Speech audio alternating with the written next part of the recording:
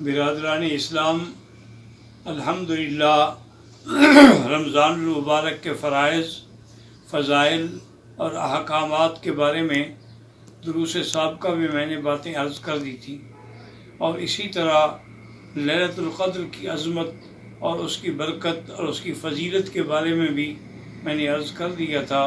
کہ اس رات کو جسے اللہ تبارک و تعالیٰ نے 1000 مہینے کی عبادت سے زیادہ بہتر قرار دیا ہے۔ حتیٰ کہ بعض علماء کرام نے تو یہ بھی فرمایا ہے کہ حضرت سلیمان علیہ السلام کو جو اقتدار ملا تھا وہ 500 مہینے کا تھا، اور اسی طرح ذوالقرنین نے جو سفر کیے تھے وہ بھی 500 مہینے کے تھے، تو ان دونوں کو ملا کے گویا 1000 مہینہ بنتا ہے۔ تو اللہ تبارک و تعالیٰ نے حضور کو لیلۃ القدر کی عظمت کے طور پہ